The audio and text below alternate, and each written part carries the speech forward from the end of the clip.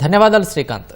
Formula ఈ కార్ల race కేసులో సీనియర్ ఐఏఎస్ అధికారి అరవింద్ కుమార్ను ఏసీబీ అధికారులు సుదీర్ఘంగా ప్రశ్నిస్తోంది. ఇక మరింత సమాచారం మా ప్రతినిధి నాగార్జున ప్రత్యక్ష ప్రసారం ద్వారా అందిస్తారు.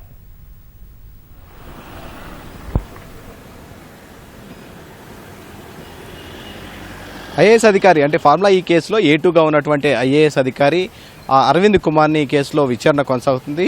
ఉదయం 10 గంటల నుంచి ఆయన విచారణ కొనసాగుతుంది. సుమారు ఇప్పటివరకు 5 గంటల నుంచి ఆయన సుదీర్ఘంగా విచారిస్తున్నారు. ఈ విచారణ ఇంకా సాయంత్రం వరకు కొనసాగే అవకాశం ఉంది. ముఖ్యంగా ఫార్ములా ఈ కేసులో సంబంధించి అప్పుడు నిర్వహణకు సీజన్ 9 నిర్వహణకు సంబంధించినటువంటి అంశాలను ప్రధానంగా ప్రస్తావించారు. దాంతోపాటుగా సీజన్ 9కి కొనసాగగా సీజన్ 10కి సంబంధించినటువంటి అప్పుడు నగదు బదిలీకి ప్రమోటర్ తప్పుకున్న సమయంలో ఈ హెచ్ఎండిఏ ప్రమోటర్గా వ్యవహరించడం, ఆ తర్వాత నగదు బదిలీ చేయడం, 45.71 కోట్ల రూపాయలు విదేశీ సంస్థకు పౌండ్ రూపంలో చెల్లించడం.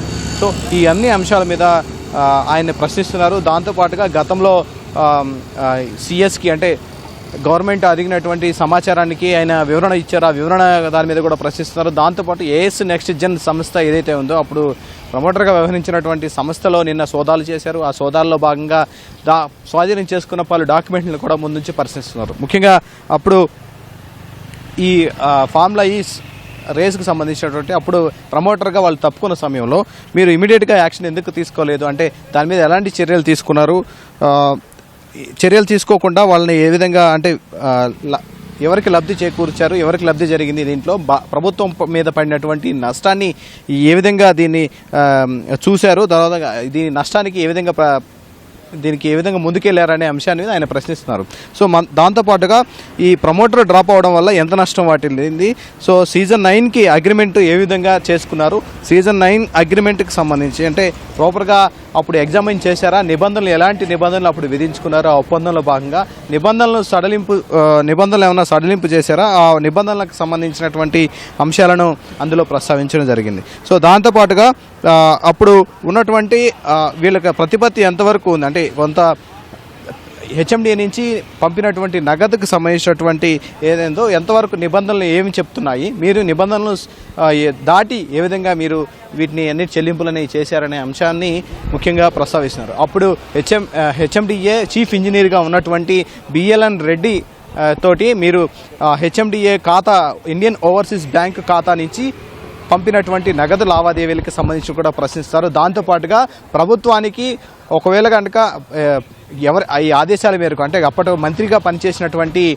కేటీఆర్ ఆదేశాల మేరకు మీరు దీని ఫార్ములా 10కి కొనసాగింపుగా ముందుకు వెళ్లాలని మీరు ప్రమోటర్గా భావించినప్పుడు డబ్బులు కట్టాలనుకున్నప్పుడు ఈ విషయాలన్నీ కూడా నిబంధనలకు విరుద్ధంగా జరుగుతున్నాయని అప్పుడు ఆ మంత్రికి మీరు సూచించారా లేదా, సూచించినా కానీ ఆయనకి చెప్పారా లేదా, ఎందుకు ఆయన ఆదేశాలు మీరు పాటించారనే అంశాన్ని ఏసీబీ అధికారులు ప్రస్తావిస్తున్నారు. దాంతోపాటు నగదు బదిలీలకు సంబంధించినటువంటి వ్యవహారంలో ఇండియన్ ఓవర్సీస్ బ్యాంకు హెచ్ఎండిఏకు ఉన్నటువంటి ప్రతిపత్తికి సంబంధించి అప్పుడు 10 కోట్లకు మించి ట్రాన్స్ఫర్ చేసే అధికారం లేకపోయినా సరే మీరు ఏ విధంగా దాన్ని ట్రాన్స్ఫర్ చేశారు, ఇందులో ఎవరు సహకారం తీసుకున్నారనే అంశాన్ని కూడా ఏసీబీ అధికారులు అరవింద్ కుమార్ని ప్రశ్నిస్తున్నారు.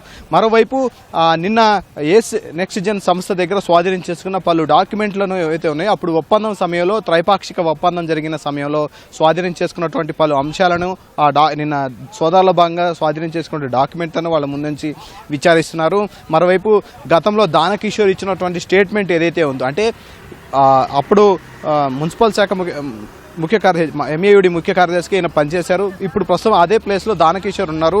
ఈయన జరిగిన అవకతవకల మీద ఫిర్యాదుదారుడిగా ఏసీబీకి ఆయనే ఉన్నారు. సో ఆయన చెప్పినటువంటి స్టేట్మెంట్ని ఆల్రెడీ ఏసీబీ అధికారులు రికార్డ్ చేశారు. ఆయన చెప్పినటువంటి పలు అంశాలను కూడా పరిగణలోకి తీసుకున్నారు.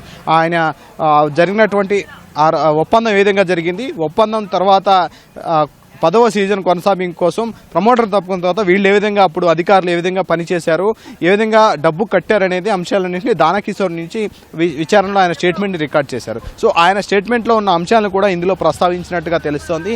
సుదీర్ఘంగా ఈ విచారణ కొనసాగే అవకాశం ఉంది. సాయంత్రం వరకు కూడా ఇంకా మరికొద్దిసేపు ఆయన్ని విచారిస్తారు. విచారణ తర్వాత ఒకవేళ కనుక విచారణతో సంతృప్తి చెందకపోతే మరొకసారి ఆయనకి నోటీసులు ఇచ్చి పిలవాలని ఏసీబీ అధికారులు భావిస్తున్నారు.